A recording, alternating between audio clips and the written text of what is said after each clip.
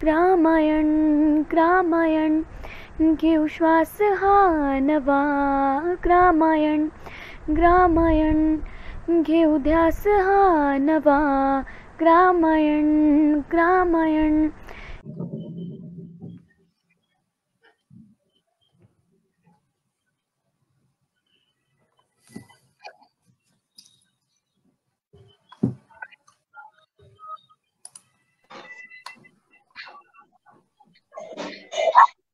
Start करा madam. नमस्कार. नमस्कार. ग्रामायण प्रतिष्ठानतर्फे मी विशाखा राव आपणा सर्वांचं स्वागत करते आहे. थोडस आधी ग्रामायणच्या बद्दल सांगायला मला आवडेल.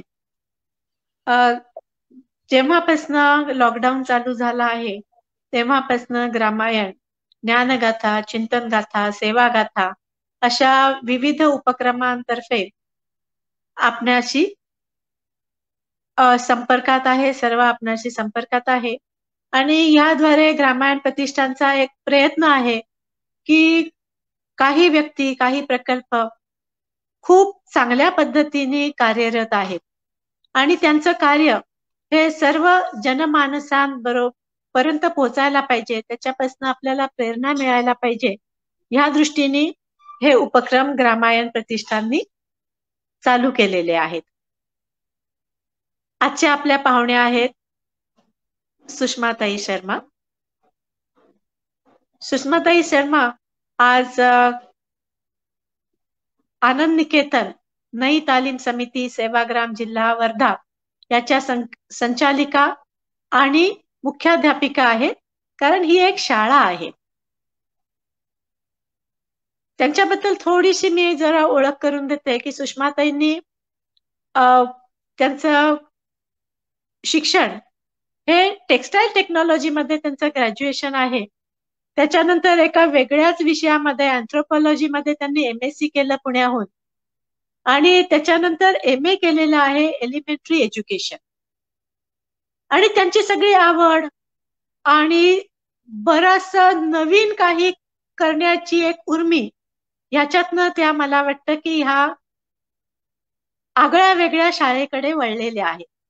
पण त्याआधी ही जवळजवळ 15 वर्ष त्यांनी वर्धेमध्ये चेतना विकास या ख्यातनाम स्वयंसेवी संस्थेबरोबर काम केलं आणि वेगवेगळ्या पद्धतीचे प्रकल्प त्यांनी हाताळलेले आहेत. फार मोठा त्यांचा या सेवा संस्थांमधला अनुभव आहे. आज गांधीजींची पुण्यतिथी आहे आणि त्या निमित्ताने आपल्याला सुषमाताई शर्मा यांच्यासारख्या गांधी विचारांना अनुरूप चालणारी शाळा आणि जी सेवाग्राम मध्येच आहे अशी ही आगळी वेगळी शाळा आज आपल्याला त्यांच्या ज्या मुख्याध्यापिका आहेत, संचालिका आहेत, त्यांच्याचकडनं याची माहिती मिळणार आहे. आणि मला वाटतं की गांधीजींचं स्मरण हे आपण फार चांगल्या पद्धतीने आज करतो आहे आणि ह्या शाळेची आपण ओळख करून घेऊया. परत एकदा मी सर्वांचं स्वागत करते आणि सुषमाताईंना विनंती करते की कार्यक्रम चालू करावा.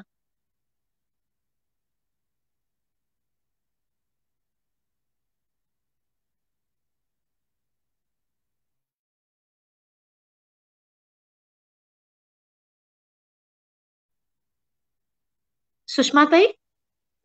नमस्कार. धन्यवाद तुम्हाला विशाखाताई, ही संधी रामायणच्या सर्व लोकांपर्यंत पोहोचवण्याची तुम्ही दिलेली आहे त्याबद्दल. आणि आजचा दिवसही विशेष आहे, हे खरंच आहे.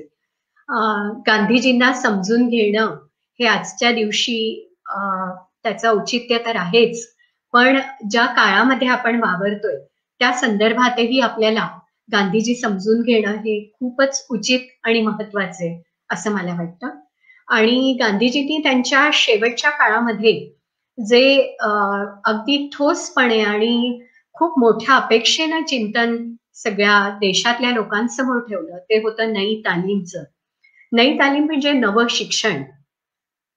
आणि त्यांच्या ज्या काही रचनात्मक कार्यक्रमांची यादी आहे त्याच्यामध्ये नई तालीमला फार मोठं स्थान आहे. गांधीजी असं म्हणाले की नई तालीम हे अहिंसक क्रांतीचं एक महत्वाचं साधन आहे.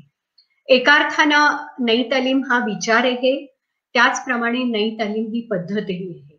आणि एका अहिंसक रचनेकडे जर का आपल्याला जायचं झालं तर कुठल्याही संघर्षाशिवाय आपल्याला नई तालीमचा वापर करून त्या दिशेनं जाता येऊ शकेल अशी गांधीजींची कल्पना होती. एवढं बळ त्यांना या नई तालीमच्या विचारांमध्ये दिसत होतं. आज हे जाणून घेणं खूप महत्वाचं ठरेल की हा जो विचार जो अगदी थोडका नाही तर जवळजवळ 1960-62 पर्यंत 50,000हून जास्त शाळांच्या माध्यमातून देशभर पसरलेला होता. आणि ही अपेक्षा होती की तो संपूर्ण देशामध्ये ही नवीन शिक्षण प्रणाली पोचावी. आणि याच्या मागे केवळ ती पद्धत म्हणून नव्हे तर संपूर्ण व्यवस्था परिवर्तनाचा एक विचार गांधीजींनी मांडला होता. तो प्रत्यक्षामध्ये आपण देशभरामध्ये अवलंबू शकलो नाही, त्याच्या मागे कारण आहेत. पण आज आपण तो विचार काय आहे आणि आजच्या संदर्भात त्याची उपयुक्तता काय आहे हे समजून घेण्याचा जरा प्रयत्न करणार आहोत. या ठिकाणी जिथे आनंद निकेतन हे विद्यालय चालतं ते सेवाग्राम येथे नई तालीम समिती, पूर्वी तिला अखिल भारतीय हिंदुस्थानी तालिमी संघ असं म्हटलं जात असे, अखिल भारतीय पातळीवरती तालिमी संघाचं काम वाढावं या कामासाठी या संस्थेची रचना करण्यात आली होती. आणि त्याचसोबत सेवाग्रामला फार मोठा प्रयोग अगदी पूर्व बुनियादी म्हणजे बालवाडी शिक्षणापासून ते महाविद्यालयीन शिक्षणापर्यंतचे उत्तम बुनियादीचे सगळे प्रयोग या ठिकाणी मोठ्या प्रमाणावर हाताळण्यात आले होते. एडवर्ड विलियम्स आर्यनायकम आणि आशादेवी आर्यनायकम हे सेवाग्राम येथील या प्रयोगाचं नेतृत्व ज्यांनी केलं असं हे दोघी माणसं हे थोर माणसं होती. आणि रवींद्रनाथ टागोर यांच्या शांतिनिकेतनमध्ये काम करत असताना गांधीजी जेव्हा तिथे गेले दक्षिण आफ्रिकेतून परत आल्यानंतर त्यावेळेस त्यांनी शांतिनिकेतन मधलं शिक्षण समजून घेण्याचा प्रयत्न केला. आणि त्याच सोबत टागोरांसोबत त्यांचा दीर्घ संवाद झालेला आहे. आणि त्यातून नई तालीमचा प्रत्यक्ष काम त्याला कसा आकार यावा याची एक बांधणी त्यांच्या मनामध्ये खूपशी सुस्पष्ट अशी झाली. आणि त्यांनी विनंती केली टागोरांना की त्यांना काही कार्यकर्ते इथून मिळावे. आणि त्याचाच भाग म्हणून आपल्याला असं दिसतं की एडवर्ड विलियम्स आर्यनायकम आणि आशादेवी आर्यनायकम जे पती पत्नी होते दोघेही वर्ध्याला सेवाग्रामला आले आणि त्यांनी या मोठ्या प्रयोगाची धुरा, कामाची धुरा सांभाळली. हिंदुस्थानी तालिमी संघाचे सचिव म्हणूनही एडवर्ड विलियम्स आर्यनायकम यांनी काम केलेले आहे. पण हा सबंध प्रयोग 1970 साली सेवाग्रामचा हा जवळजवळ संपुष्टात आला. आणि त्यानंतर बरीच वर्ष सेवाग्राम येथून नई तालीम समिती या संस्थेच्या माध्यमातून नई तालीमच्या प्रचार प्रसाराचं काम जरी झालं तरी प्रत्यक्ष नई तालीमचं काम, शैक्षणिक काम हे बरीच वर्ष थांबलं होतं.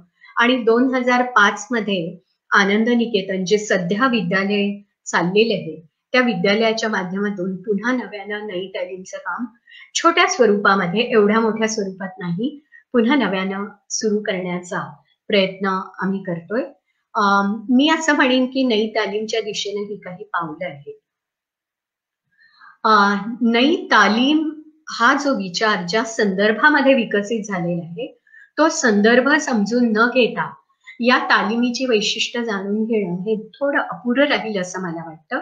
म्हणून या ठिकाणी मी एक पीपीटीच्या माध्यमातून आपल्या समोर हे संदर्भ आणि प्रत्यक्ष हे विद्यालय कसं चालतं हे केवळ मौखिकरित्या न मांडता त्याची काही उदाहरणं, प्रत्यक्ष फोटोग्राफ्स, आता मर्यादा आहे त्याची, त्यामुळं काही छायाचित्रांच्या माध्यमातून आपल्या समोर मांडण्याचा प्रयत्न करेन. आपले प्रश्न आपण देऊ शकला तर नंतर आपल्याला यावरती आपल्या काही प्रश्नांवरती संवादही करता येऊ शकेल. आपण थोडंसं जाणून घेऊया की ही परिस्थिती काय होती.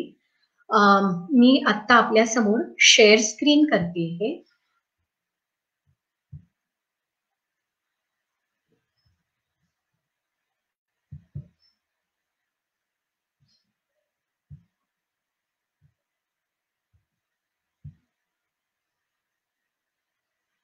दिसतंय का? हो दिसतंय.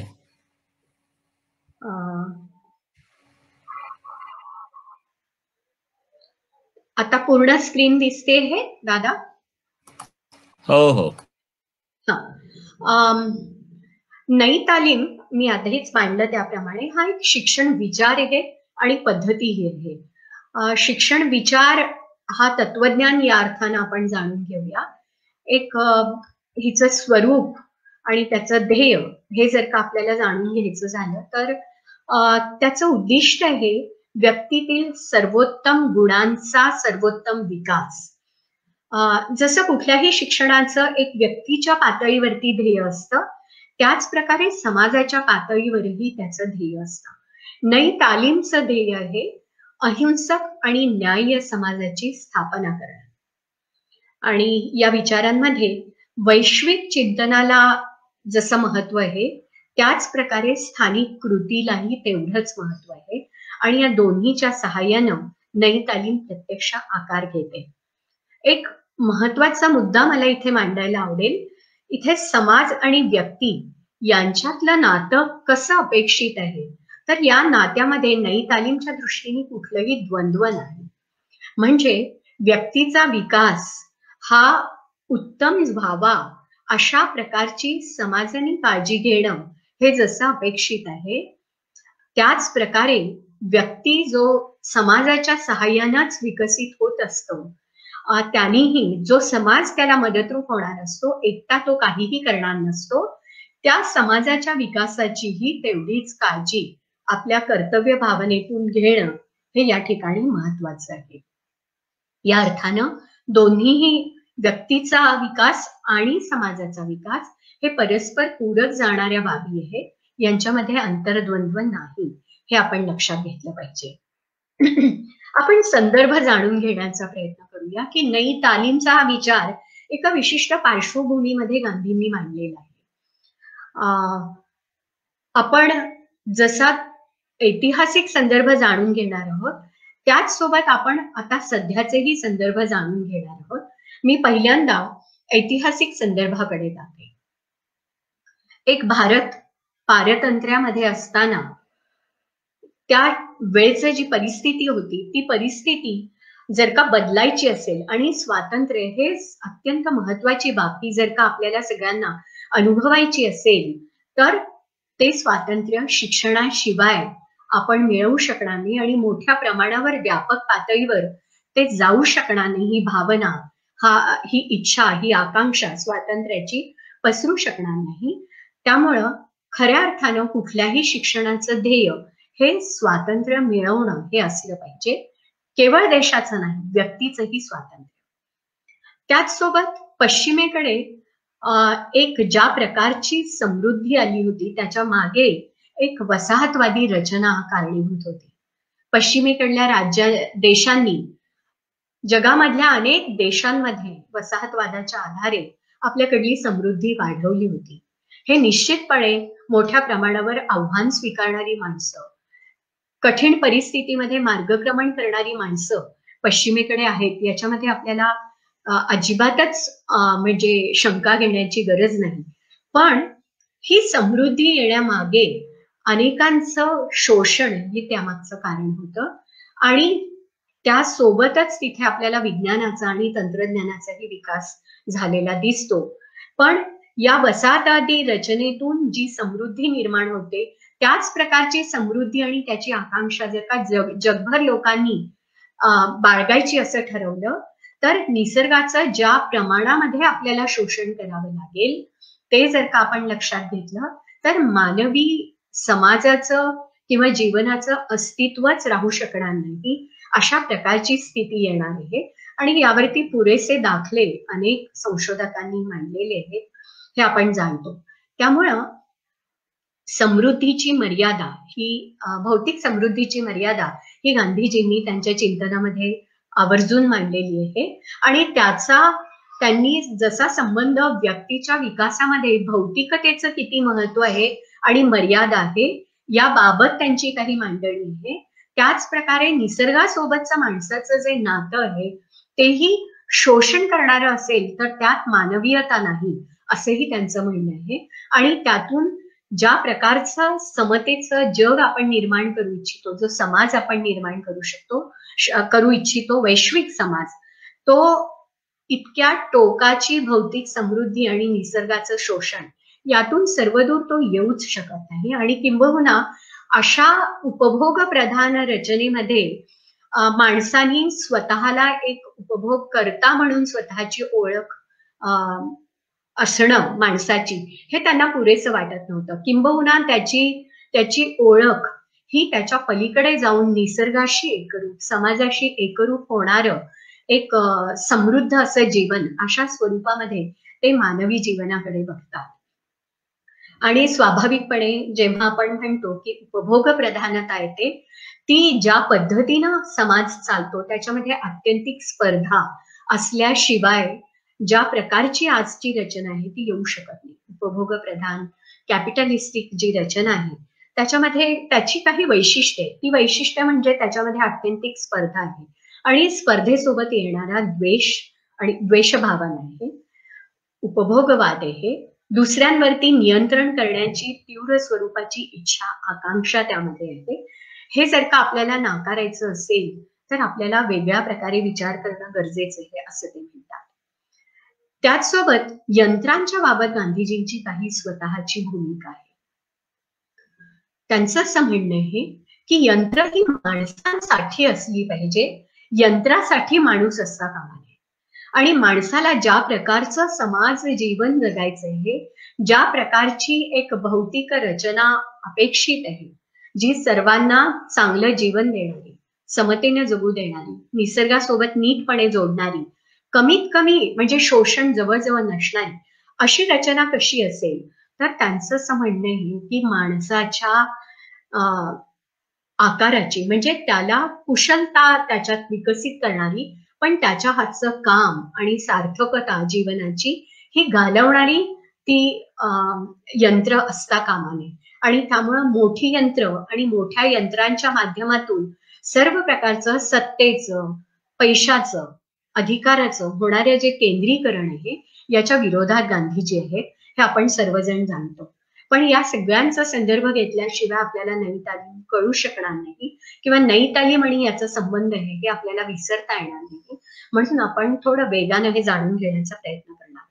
आपण याचा आज आपण जर का विचार केला तर ज्या टोकाला जाऊन केंद्रीकरण झालेलं आहे त्यातून मोठ्या प्रमाणावर बेरोजगारी तर आलेली आहेच, पण मोठ्या प्रमाणावर इतरांची गुलामी करावी लागते आणि त्यातून एक गुलामीची मानसिकताही विकसित होते. या संबंध याच्यामध्ये आपण जाणवतो, आपल्याला लक्षात येतं की मोठ्या प्रमाणावर ग्रामीण जीवनाचं खच्चीकरण झाले आहे.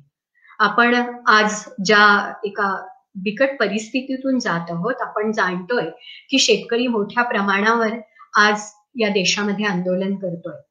हे आंदोलन करताना आपल्याला लक्षात घ्यावं लागतं की गावं ही मोठ्या प्रमाणावर शोषणाचे, शहरी आणि केंद्रीभूत रचनेच्या शोषणाला बळी पडणारे आहेत आणि गावामध्ये राहणारे शेतकरी आणि शेतमजूर हे संबंध या एका शोषणवादी रचनेचे बळी पडत आहेत. आणि त्यातून एका अर्थानं शहरांची आणि या केंद्रीभूत रचनेची गुलामी अप्रत्यक्षरित्या गावकऱ्यांच्या वाट्याला येते आणि ती प्रक्रिया अधिकाधिक गतिमान होताना दिसते. अलीकडेच जर का आपण पाहिलं की किती मोठ्या प्रमाणावर संपत्तीचं एकत्रीकरण होतंय, केंद्रीकरण होतंय, तर श्रीमंत माणसांची संख्या ही वाढते आहे आणि त्यांच्या हातात असणारी एकूणच सत्ता ही कितीतरी मोठ्या प्रमाणामध्ये आहे आणि मोठ्या प्रमाणावर असणाऱ्या गरीब वर्गाकडे फार कमी पैसा आणि फार कमी सत्ता, फार कमी साधनं त्यांच्या हातामध्ये आहे.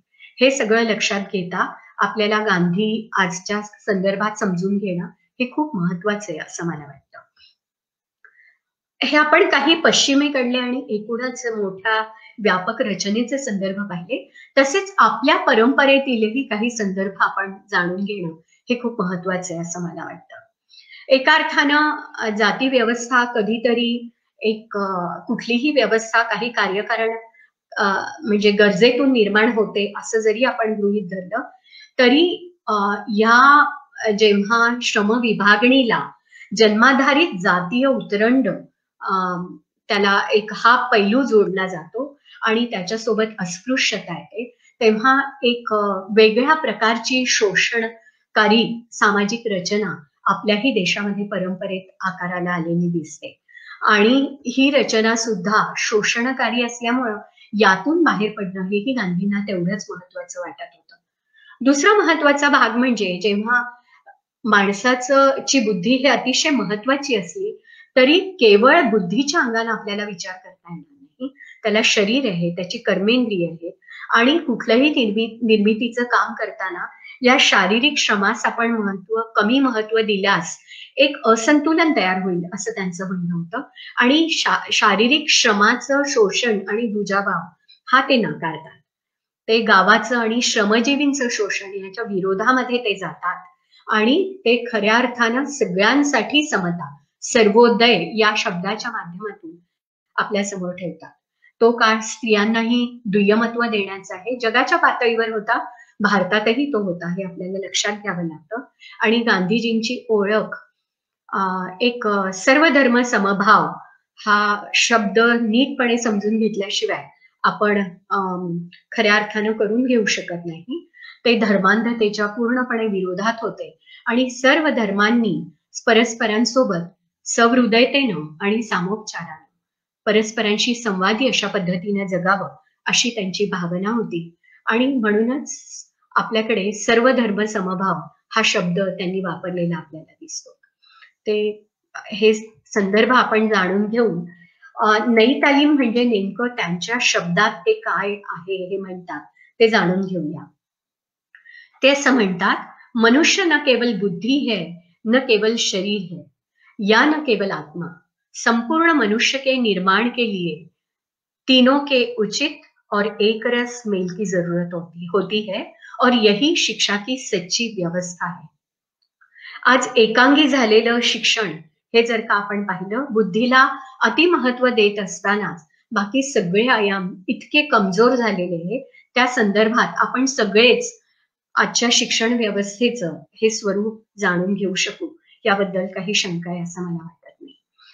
त्याचसोबत प्रजातंत्राच्या बाबतही त्यांनी काही नेमक्या शब्दामध्ये आपली भूमिका मांडलेली आहे, तीही आपण जाणून घेऊया. ते म्हणतात, प्रजातंत्र का अर्थ मैं यह समझता हूं कि इस तंत्र में नीचे से नीचे और ऊंचे से ऊंचे आदमी को आगे बढ़ने का समान अवसर होना चाहिए, लेकिन सिवा अहिंसा के ये कभी हो नहीं सकता.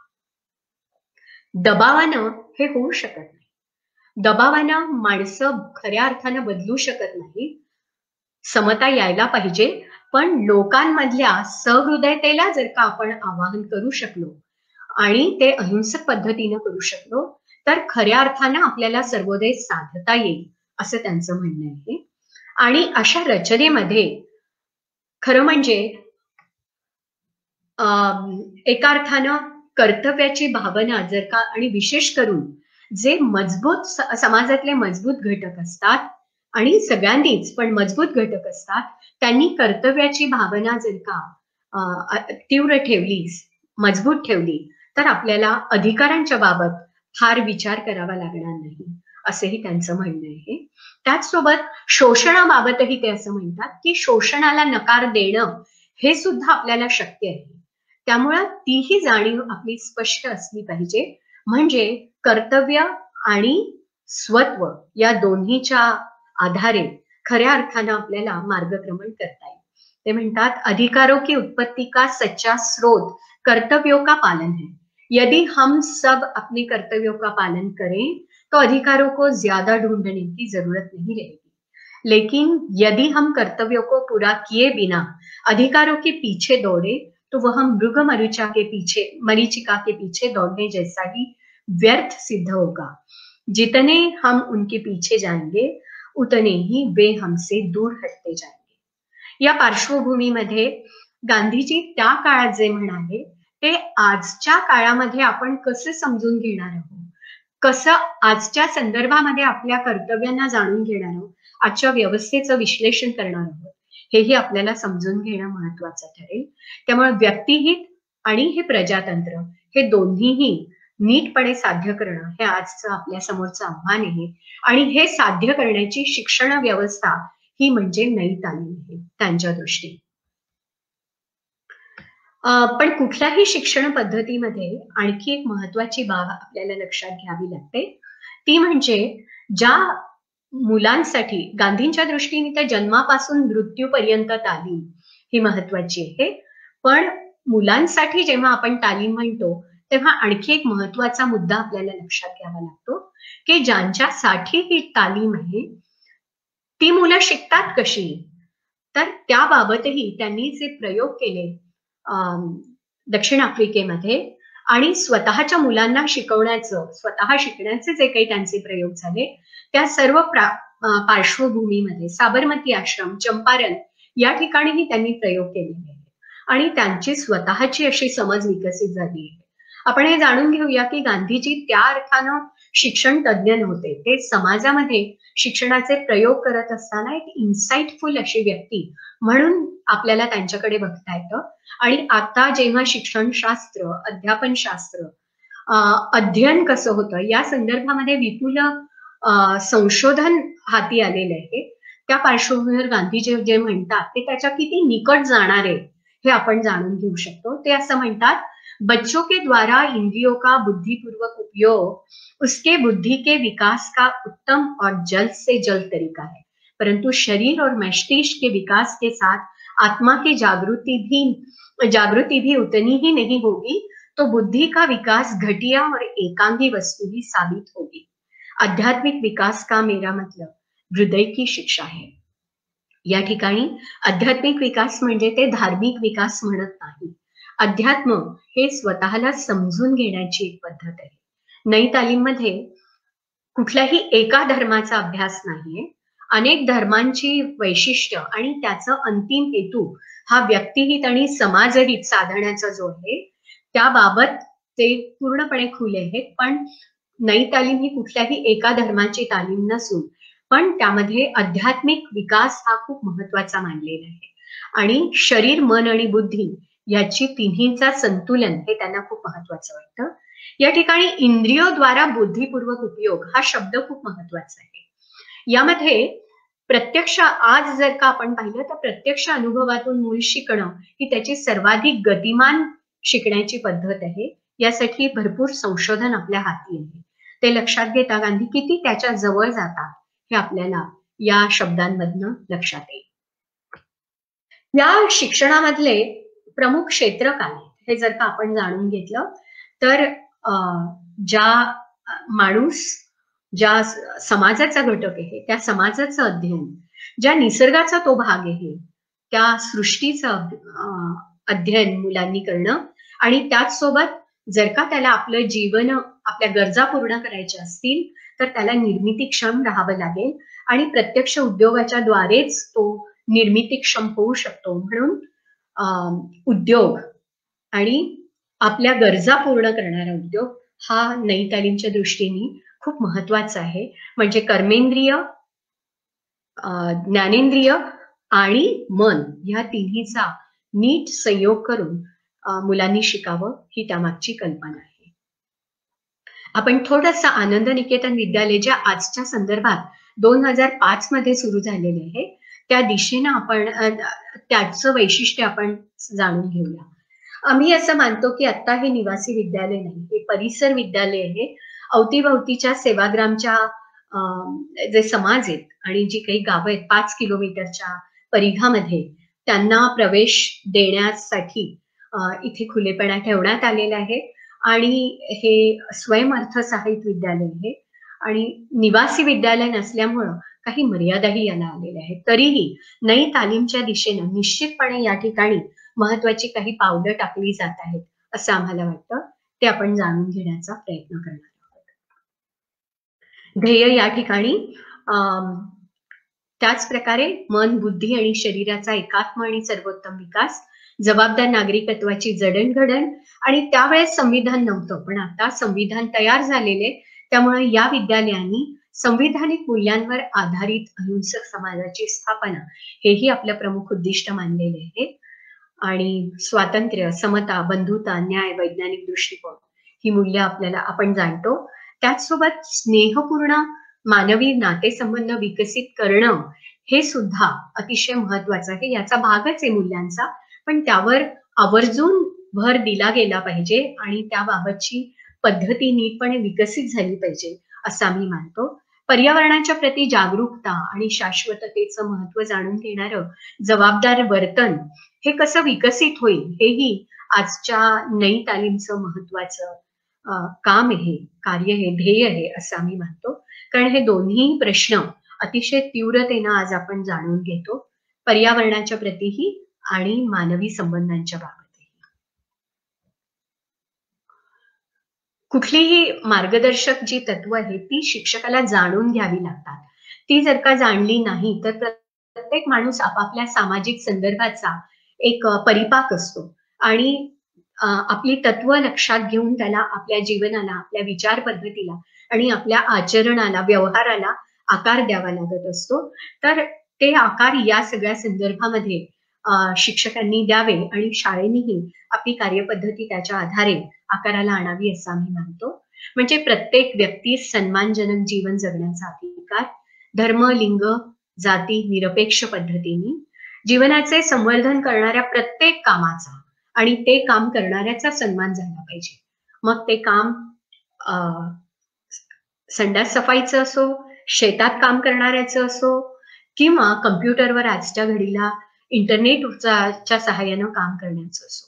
म्हणजे ही सगळी कामं याच्याकडे त्याची गरज म्हणून आपल्याला समतेनं बघता आलं पाहिजे असं आम्ही मानतो. त्यानंतर प्रत्येक, आता आपण बरीच पुढे आलेलो आहोत आणि आपण प्रत्येक मुलाचा मूलभूत हक्क, शिक्षण हक्क हा कायदा म्हणून स्वीकारलेला आहे. त्यामुळे प्रत्यक्ष माझ्या आचरणामध्ये एक शिक्षक म्हणून हे तत्व, मी या तत्वाबाबत दक्ष आहे का?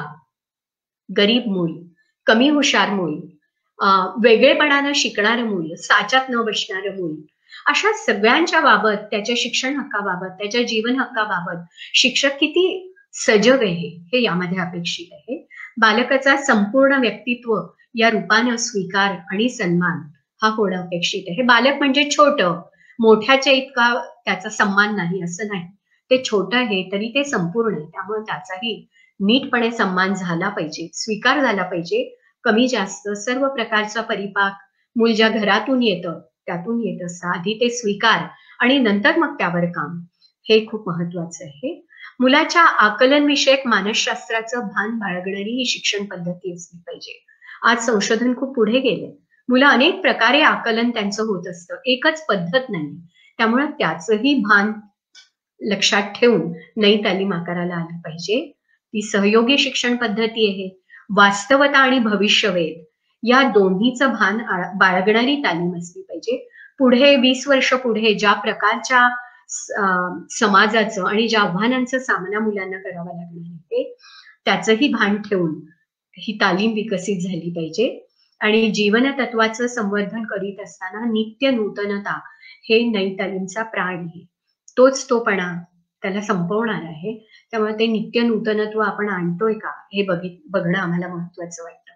सगळ्यात शेवटी ते लोकतांत्रिक आणि पारदर्शक कार्यपद्धती, ही लोकतंत्र हे जर का महत्वाचं असेल तर त्याचं साधन म्हणून जी कार्यपद्धती असते आपली विद्यालय चालवण्याची ती सुद्धा त्याच प्रकारे असली पाहिजे असं आम्ही मानतो. आणि नेमकं ह्यातून काय होतं झालं हे पाहिजे की जीवनाभिमुखतेतून मुलांना आत्मविश्वास मिळाला पाहिजे, उद्योग आणि ज्ञानाची नीट बांधणी झाली पाहिजे, मातृभाषेतून शिक्षण मिळालं पाहिजे, कारण ती त्यांची स्वतःची भाषा आहे, ती त्या परिसराची भाषा. इथे मातृभाषा म्हणत असताना त्यांच्या घरातल्या भाषेपासून परिसर भाषेपर्यंतचा सगळा आवाका इथे मांडणं मी महत्वाचं मानते.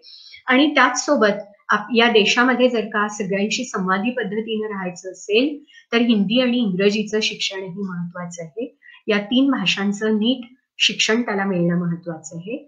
स्वयं अनुशासित व्यक्तिमत्व घडणं, इतरांनी सांगितल्यानंतर काम करणं नव्हे तर स्वतः अनुशासित होणं, स्वतःचं ध्येय ठरवता येणं, या दिशेनं ती शिक्षण पद्धती गेली पाहिजे. उद्यमशीलता, कृतिशीलता, सर्जनशीलता या सगळ्यांची त्या कार्यपद्धतीत जोपासना होते की नाही हेही महत्वाचं आहे. ते कला असो किंवा कुठलाही अन्य क्षेत्रातला विकास असो, त्याचसोबत आपण वैज्ञानिक जगामध्ये वावरत आहोत, त्यामुळे वैज्ञानिक दृष्टी विकसित करणं हेही तेवढंच महत्वाचं आहे. यामध्ये शिक्षक आणि विद्यार्थी दोन्हीही शिकते असतात. सतत शिक्षण ही दोघांची, म्हणजे शिक्षक हा आयुष्यभर विद्यार्थी असतो, हेही लक्षात घेणं महत्वाचं आहे. आणि या काळामध्ये आता बहुविध बुद्धिमत्तांचा जो एक सिद्धांत आपल्या समोर आहे, त्यामध्ये आपल्याला उपजत बुद्धिमत्ता अनेक मुलांमध्ये विविध प्रमाणामध्ये असतात हे जर का जाणून घेतलं तर नई तालीमच्या कुठल्याही विद्यालयामध्ये या बहुविध बुद्धिमत्तांना बुद्धिमत्तांना संधी मिळेल विकासाची.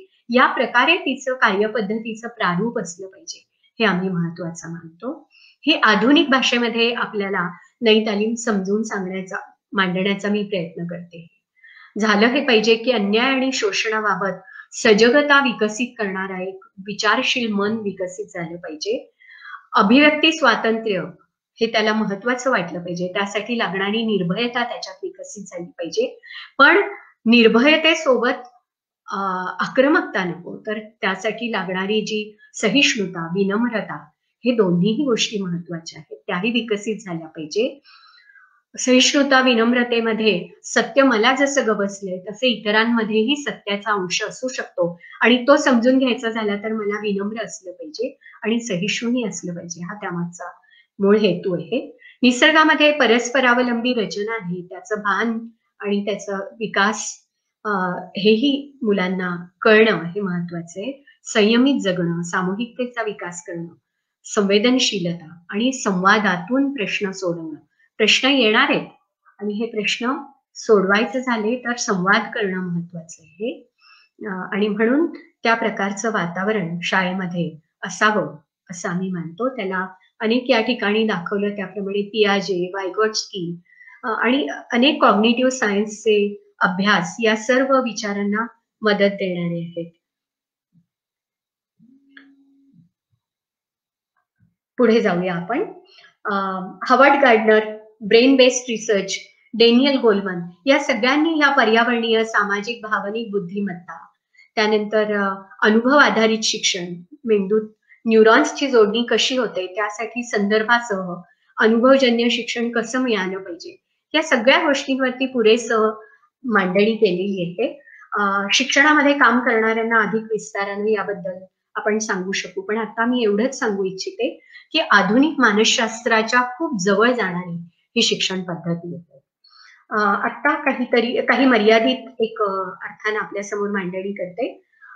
आज विद्यालयामध्ये 2005 मध्ये स्थापना झाली आणि जवळजवळ बालवाडी ते 10वी पर्यंत शिक्षण व्यवस्था आहे. मुलं मुली समान प्रमाणात असावी याबाबत आम्ही दक्ष आहोत. साधारणपणे 25 ते 27 शिक्षक आणि अन्य कार्यकर्ते आम्ही काम करतो आणि 285 विद्यार्थी, इथे 65 लिहिले, जुनी स्लाइड आहे, पण आता 285 विद्यार्थी इथे आहेत. छोटी शाळा आहे आणि स्थानिक मुलांना लाभ मिळावा ही दृष्टी आहे. शिक्षकही जमेतोवर स्थानिक असावे आणि स्थानिक भाषेचा उपयोग व्हावा ही यामागची आमची भूमिका आहे. आपण काही विद्यालयातलं कामकाज कसं चालतं ते जाणून घेण्याचा प्रयत्न करूया प्रत्यक्ष याच्या माध्यमातून. बालशिक्षण हे याचे काही स्लाइड्स इथे आपण बघाल. या अगदी बालपणापासून ही मूल्य कशी रुजवली जातात, स्वावलंबन, स्वातंत्र्य, स्वयं अनुशासन, स्वयं अध्ययन, सहकार, ही बुनियादी शिक्षणाची तत्व आहे. तुम्हाला इथे दिसेल की समूहात मुलं काम करतायत, एका शिस्तीनं काम करतायत.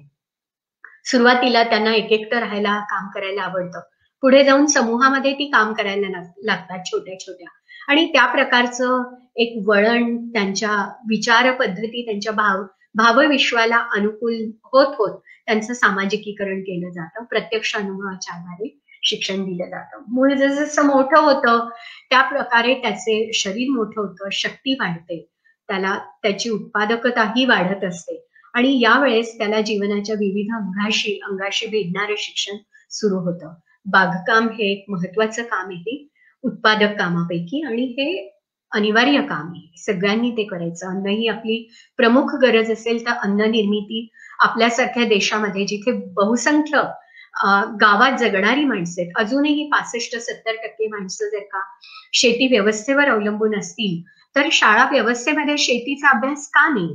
आणि अन्न ही आपली प्रमुख गरज असेल आणि हे एवढ्या मोठ्या प्रमाणावर रोजगार देणारं साधन असेल तर हे शिक्षण प्रत्येक मुलाला मिळालं पाहिजे असं आमचं म्हणणं आहे.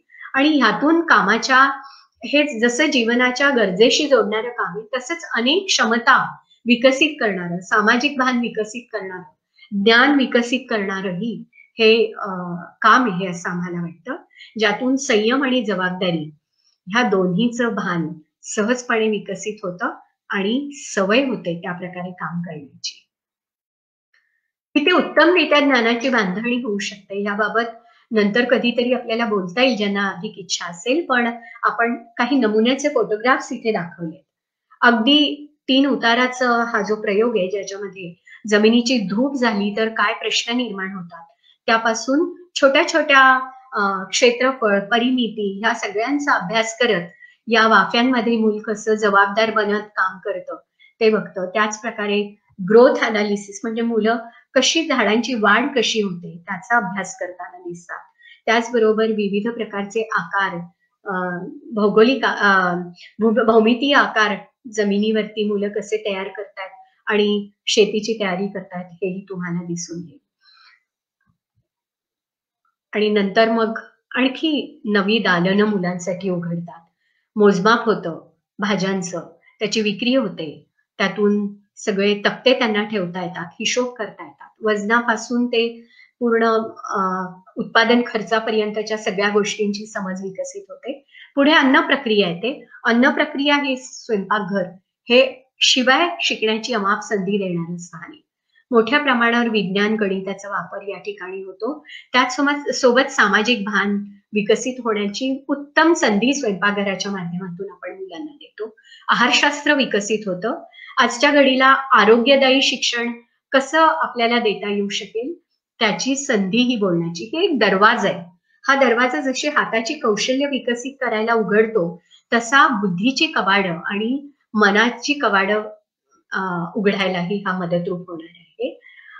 मुलगी आणि मुलगी जर का ती प्रमुख अन्न ही गरज असेल तर मुलगा मुलगी स्त्री पुरुष या भेदाच्या पलीकडे जाऊन हे कौशल्य मुलांनी शिकलं पाहिजे हेही या ठिकाणी आपण सांगू शकतो. त्यामुळं आपल्या समाजाचा सगळ्यात छोटा घटक हा समतेला पूरक व्हावा असा प्रयत्न ह्यातून होत असतो.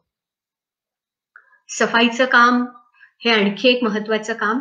हे नैतालीमचं वैशिष्ट्यही आहे की एका जाती व्यवस्थेमध्ये हे काम जे आपण काही लोकांना सोपवून दिलं आणि एका अस्पृश्यतेचे व्रण एक मोठा समाज जन्मोजन्मी ते बाळगत राहिला आणि त्यातून एक तीव्र स्वरूपाची अवहेलना त्याच्या वाट्याला आली, त्यातून तो बाहेर पडू इच्छितो. त्याबाबत गांधीजींनी अतिशय सखोल विचार केला आणि अस्पृश्यता निर्मूलन हे त्यांच्या आयुष्याच्या अखेरच्या काळामध्ये त्यांनी सर्वाधिक महत्वाचं ध्येय मानलं. एवढंच नव्हे तर हे सगळं साध्य करण्याकरता आंतरजातीय विवाह आणि उच्चवर्णीय आणि निम्न वर्णीय जे समजले जात होते यांच्यामधल्या विवाहांना त्यांनी मोठ्या प्रमाणावर उचलून धरलं आणि त्यातून एक जाती व्यवस्थेचं जे एक रोगट स्वरूप होतं ते नष्ट व्हावं अशी त्यांची इच्छा होती. विद्यालयामध्ये या सफाईच्या कामाकडे या सखोलतेनं पाहिलं जातं. त्याचसोबत स्त्री आणि पुरुष यांच्यामध्येही ही कामं प्रामुख्याने घरामध्येही स्त्रियांवर ढकलली जातात आणि पुरुष काही वेगळ्या प्रकारची आव्हानं घेत राहतो. म्हणजे जर का आपण समतेचं म्हणत असू तर ही सगळी कामं स्वावलंबनाचा भाग म्हणून दोघांनीही करण्याचा संस्कार अगदी लहानपणापासून मुलांना मिळावा आणि त्यांना या सर्व प्रकारच्या जाती अंगानं, वर्गीय अंगानं आणि त्याचसोबत स्त्री पुरुष लैंगिक भावनेच्या संदर्भातही समता कशी यावी हे यातून मुलांना कळावं आणि या केवळ आचारातून नव्हे तर यावर विचार विनिमय करून सुद्धा की का आपण हे काम करतो हेही मुलांना कळलं पाहिजे. जसजशी मुलं मोठी होतात आणि त्यांचा विचारांचा आवाका वाढतो तसतसं हे काम वैचारिक पातळीवर अधिक सुस्पष्टतेसह केलं जावं असा विद्यालयाचा प्रयत्न असतो. स्वावलंबनाच्या शिक्षणामध्ये मुलं काय काय शिकतात? भाज्या लावतात, स्वयंपाक करतात, कपडे शिवतात, स्वयंप्रेरित होऊन त्यांनी अभ्यास करणं, स्वयंमूल्यमापनाची सवय लावणं, सामाजिक नियमांची आवश्यकता समजून घेणं, नियम ठरवणं, स्वयंप्रेरणेनं त्याचं पालन करणं आणि जर का ते पालन केलं नाही तर त्या संदर्भातही त्याचे मार्ग शोधून काढणं, अशाही व्यवस्था एक विद्यालय छोटा समाज असतो आणि त्या समाजातून समाजाचं हे शिक्षण मुलं घेत असतात. हे सहकार्याचंही शिक्षण आहे, इथे स्पर्धा नाही, हे आपण जाणून घेऊया. स्पर्धा एका अर्थानं मुलं एकमेकांकडून शिकतच असतात. जे मूल पुढे असतं कुठल्या तरी एका क्षेत्रामध्ये प्रत्येक मुलाला असं वाटत असतं मला त्यासारखं बनायचंय, पण ही नैसर्गिक त्यांची जी प्रेरणा आहे त्याला मोठ्यांनी आणि व्यवस्थेनं खूप मोठ्या प्रमाणावर लादणं ती स्पर्धा कृत्रिमरित्या आणि त्यांचं बालपण संपवणं हे तर अजिबातच योग्य नाही. आणि शिवाय सहकार्याने माणूस अधिक मानवीय बनतो, तो एक महत्वाचा आपल्या उत्क्रांतीमध्येही भाग आहे, केवळ स्पर्धा नाही, हेही समजून घेणं खूप महत्वाचं आहे. आणि म्हणून आज जेव्हा स्पर्धेनं आजारी झालेल्या शिक्षण व्यवस्थेला आपण बघतो तेव्हा सहकार्यावर आधारित आणि स्नेहपूर्ण संबंध विकसित करणारं हे शिक्षण खूप महत्वाचं आहे असं आम्हाला वाटतं.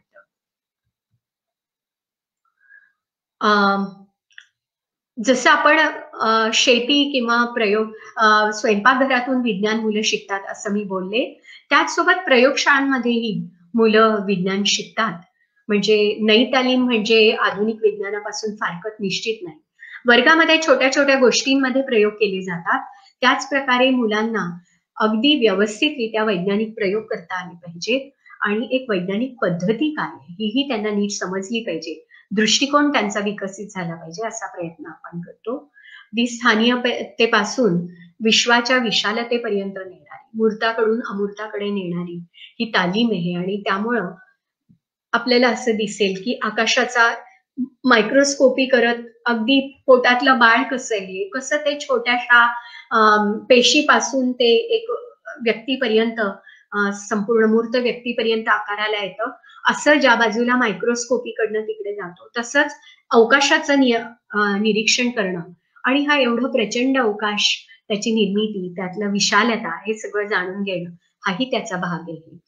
आपले अंतर्गत संघर्ष हा जसा भाग आहे तसंच एक जागतिक महायुद्ध आणि त्याच्या मागची कारणं ती काय आहे आणि कसा संहार झाला आणि तो विध्वंस टाळायचा झाला तर काय करायला पाहिजे, हाही अवकाश मुलांच्या विचारांमध्ये आणि त्यांच्या चिंतनामध्ये यावा असा विद्यालयाचा प्रयत्न असतो. कलेला विद्यालयात महत्वाचं स्थान आहे.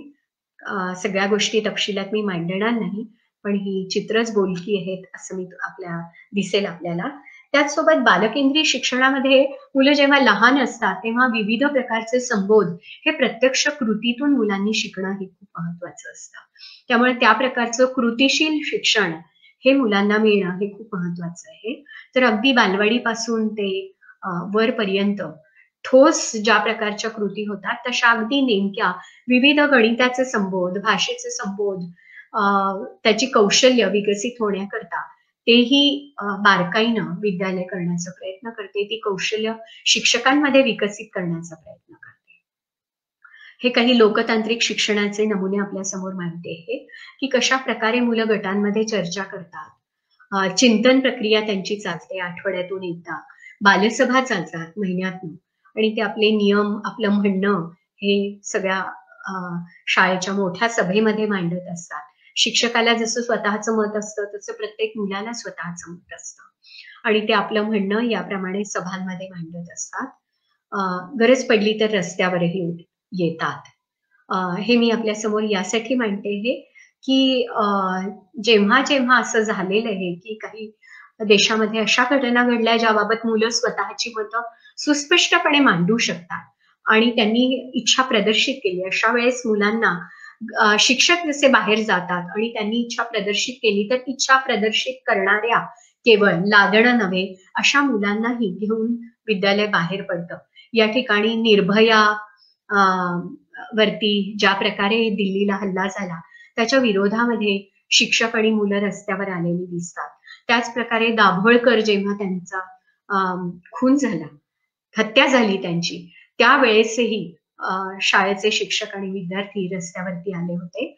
असंविधानिक आणि अशा रीतीने हिंसक घटना विचारांच्या पातळीवरती ज्याचा निपटारा व्हायला पाहिजे, समतेच्या दिशेनं गोष्टी जायला पाहिजे, त्याऐवजी हिंसेचा अवलंब करणं हे अयोग्य आहे असं आपण मानतो. शेतकऱ्यांचे प्रश्न जाणून घेणं, मोठ्या प्रमाणावर जिथे हिंसा सटल स्वरूपात माणसं मरताना दिसत नाही, पण विदर्भामध्ये मोठ्या प्रमाणावर मारताना दिसत नाही, पण माणसं स्वतःला मारून घेतात. शेतकरी मोठ्या प्रमाणावर विदर्भातले आत्महत्या करतात. काय प्रश्न आहेत त्यांचे, का आत्महत्या करतात? इतकं महत्वाचं सगळ्यांना खाऊ पिऊ काढणारा समाज इतका निराश का, हे जाणून घेणं हेही महत्वाचं आहे त्यांचे. त्यासाठी मुलं गावात शेतकऱ्यांशी बोलतात, त्यांची कौशल्य समजून घेतात, तसंच त्यांचे प्रश्नही जाणून घेतात. आणि या संदर्भामध्ये काही तज्ञ लोकांनी लिहिलेलं जे लेखन आहे तेही जाणून घेण्याचा, समजून घेण्याचा मुलं प्रयत्न करतात.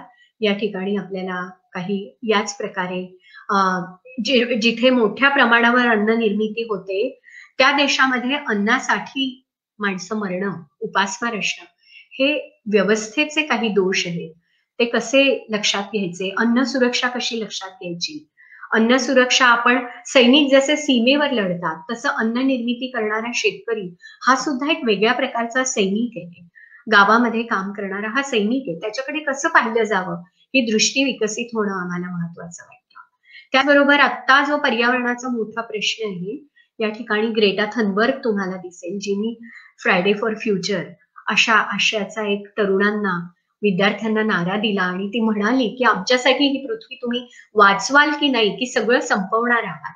एका अर्थानं ह्याचं भान मोठ्या समाजाला करून देणारी ही छोकरी, हिने आमच्या शाळेतल्या तरुण छोट्या मुलांनाही जे या आवाहनाला ती पण खूप भारावून गेली आणि त्यांनीही तिला समजून घेतलं आणि स्वतःच आपला आवाज नाटिकेच्या माध्यमातून उभा केला. आणि शाळेमध्ये त्यांचे जसे प्रयत्न आहेत त्याचबरोबर लोकांनाही ते प्रयत्न त्यांच्या समोर मांडणं, रस्त्यावर येणं, काही शाळांमध्ये त्यांनी प्रयोग करणं, हे सगळं त्यांनी केलेलं आहे. एक या ठिकाणी आणखी मी आपल्या समोर मांडू इच्छिते की वर्ध्यामध्ये आता सध्या वृक्ष तोडून विकास अशा प्रकारची एक मोठी, वर्ध्यातच नव्हे सर्वदूर होते आहे. या ठिकाणी वृक्षांचं महत्व, निसर्गाचं महत्व ध्यानात घेऊन कुठे वृक्ष अनिवार्यपणे तोडण्याची गरज आहे आणि कुठे गरज नाही. मोठे रस्ते म्हणजे विकास असं सरसकट विधान करता येत नाही. त्यामुळं अशा काही महत्वाच्या वृक्षांसह विकास अशा प्रकारचं एक आंदोलन पण आम्ही विद्यालयातले काही शिक्षक वर्ध्यामध्ये चालवत आहोत. विद्यार्थी पण आमचे याच्यामध्ये त्याच्या एक वैज्ञानिक अंगानं समजून घेत आहेत. त्यामुळं जीवनाकडे जाणारं, जीवनातून शिक्षण घेणारी अशी ही नई तालीम मुलांना अनेक अंगानं विकसित करत असते. आणि आम्ही असं मानतो की ह्याचं एक वेगळं व्यवस्थापन शास्त्रही असलं पाहिजे. या ठिकाणी एखादी संस्था जेव्हा एखादी शाळा चालवते तेव्हा आदेशाप्रमाणे चालणं ही एक पद्धत आहे, पण त्या पलीकडे जाऊन सहभागी पद्धतीने जर का तिने चालायचं असेल आणि विचार समजून घेऊन चालायचं असेल तर ते अनेकांमध्ये, या प्रत्येक घटकामध्ये सघन संवाद असणं महत्वाचे. तो संवाद आम्ही करण्याचा प्रयत्न करतो. संस्थेचे पदाधिकारी, विद्यार्थी, शिक्षक, पालक आणि त्यामध्ये सातत्यपूर्ण संवाद, सामूहिक अध्ययन, सामूहिक निर्णय प्रक्रिया, पारदर्शकता आणि विसंवाद आणि संघर्ष निर्माण झाल्यास संवादातून सोडवण्याचा प्रयत्न, अशा विविध अंगानं ही सहभागी व्यवस्थापन पद्धती आकाराला येते. प्रश्न ह्यातही आहेत, पण साध्य आणि साधन या दोन्हीमध्ये सुसंवाद असला पाहिजे, परस्पर पूरकता असली पाहिजे. आणि म्हणून जर का आपल्याला अहिंसक समाज हवा असेल तर आपली कार्यपद्धती ही अहिंसक आणि सहभागी असली पाहिजे. हा त्यामागचा विचार आहे, तो या ठिकाणी आपल्यासमोर मांडते आहे. सगळ्यात शेवटी मी असं आपल्यासमोर मांडेन की जेव्हा महायुद्ध झालं, दुसरं महायुद्ध, आणि जर्मनीमध्ये मोठ्या प्रमाणावर गॅस चेंबर्स मध्ये माणसांना मारण्यात आलं, ज्यू लोकांना, आणि एका वंशाच्या श्रेष्ठत्वाची भाषा करण्यात आली, त्यावेळेस ते सगळं जवळून अनुभवणाऱ्या एका माणसानं हे पत्र लिहिलेलं आहे शिक्षकांना. ते आपण जाणून घेऊया. ते पत्र आजही आपल्याला वेगळ्या संदर्भात खूप मार्गदर्शक ठरू शकतं.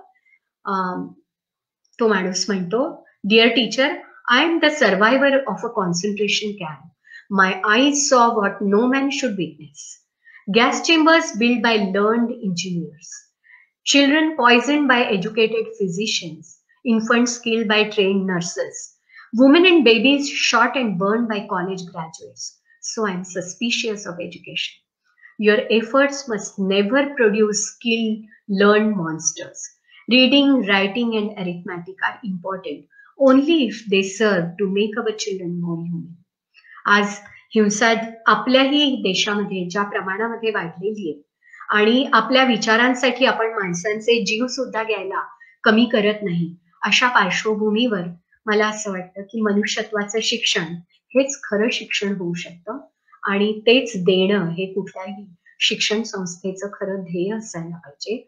नई तालीम हे मनुष्यत्वाचं शिक्षण आहे असं आम्हाला वाटतं. त्या दिशेनं जाण्याची काही पावलं आम्ही टाकण्याचा प्रयत्न करतोय, तो आपल्या समोर मांडलेला आहे.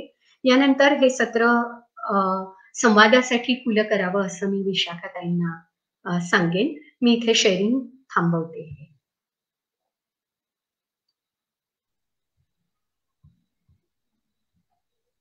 प्रशांतजी,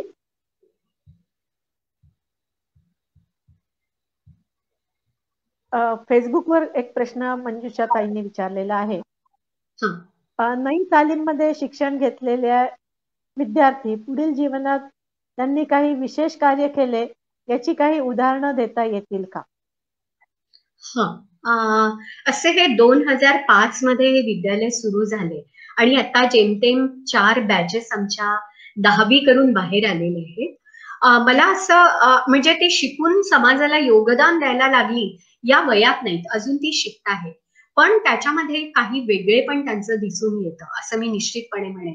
उदाहरणार्थ तुम्हाला सांगते, नागपूरच्या VNIT मध्ये शिकणारा आमचा एक विद्यार्थी, तो दलित समाजातला आहे आणि ज्या बिकट परिस्थितीमध्ये त्यांनी वाट काढलेली आहे, म्हणजे त्याच्या घरी दारुडे वडील आणि आईचा सन्मान न करणारं घर, त्यामध्ये आईच्या बाजूनी उभं राहणं हे जसं करू शकलाय, तसंच गरज असेल तर इंजिनिअरिंगचं शिक्षण VNIT मध्ये घेत असतानाच घरासाठी भाजी विक्री करून आधार देणं आणि ते तेवढ्याच सकारात्मकतेनं देणं ही एक, आणि त्याबाबत त्याला कुठेही लज्जा न वाटणं हे जसं आपल्याला दिसतं, त्याच सोबत आपल्याला असं दिसतं की एक हे आंदोलन ज्यांचा मी उल्लेख केला, ते आंदोलनांमध्ये मुलांचा जो सहभाग राहिलेला आहे.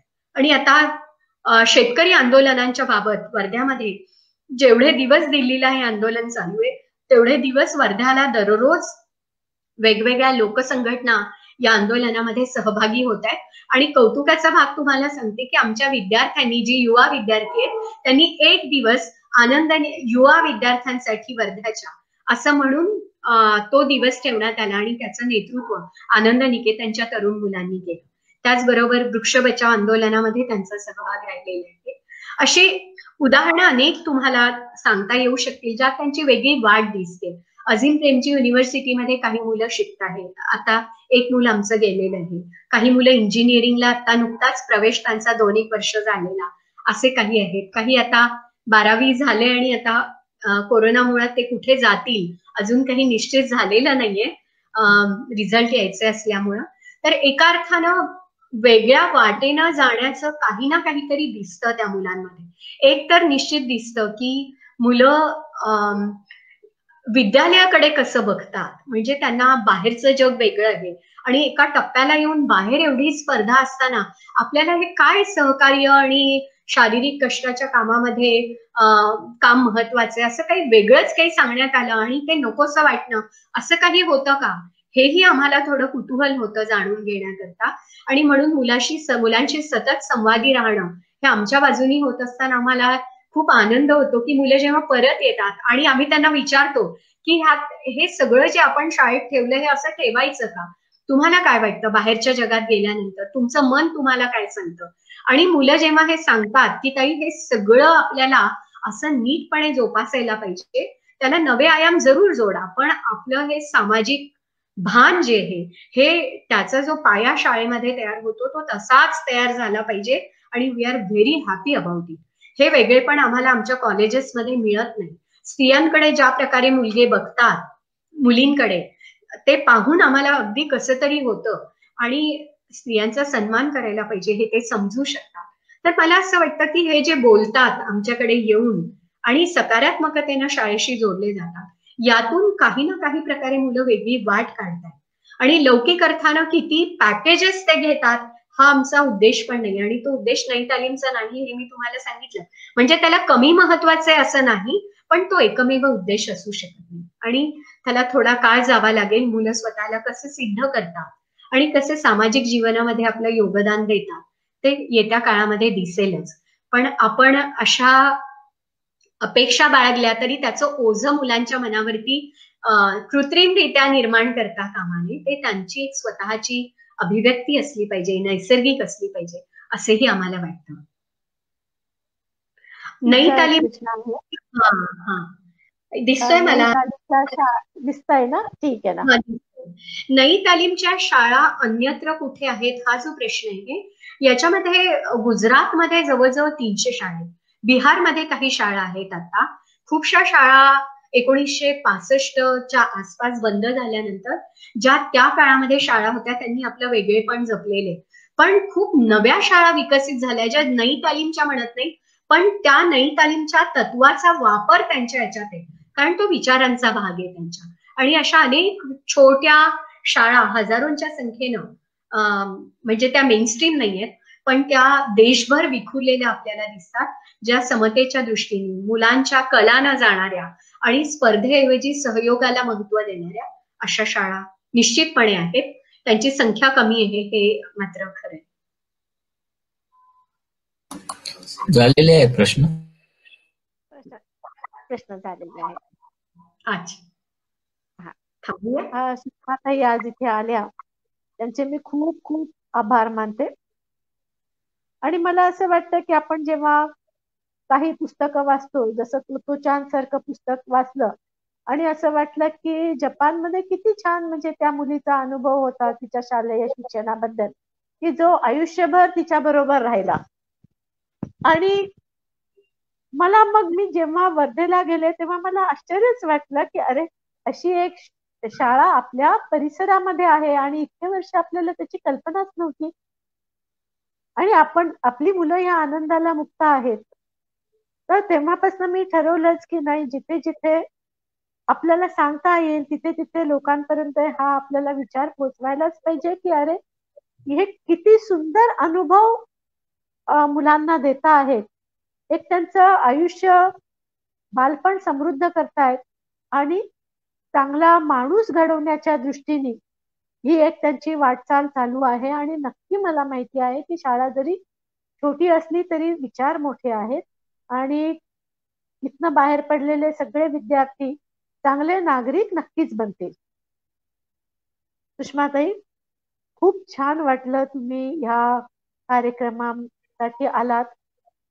तुम्हाला फार आधी मला विचारता आलं नाही. 2-4 दिवसातच खरं म्हणजे तुम्हाला तयारी करायला लागलेली असणार या प्रेझेंटेशनसाठी, पण फार छान प्रेझेंटेशन झालं. आणि रामायण प्रतिष्ठानतर्फे मी परत एकदा तुमचे आभार मानते. भेटूया. नमस्कार. धन्यवाद विशाखाताई. रामायण प्रतिष्ठान जे गावासाठी प्रामुख्याने काम करतं, ते निश्चितपणे हा विचार समजून घेण्याचा प्रयत्न करणार आहेत, करू इच्छितात. आणि आपण मला ही संधी दिली आपल्या सगळ्या लोकांशी संवाद करण्याची, त्याबद्दल आपलेही मनपूर्वक आभार. धन्यवाद.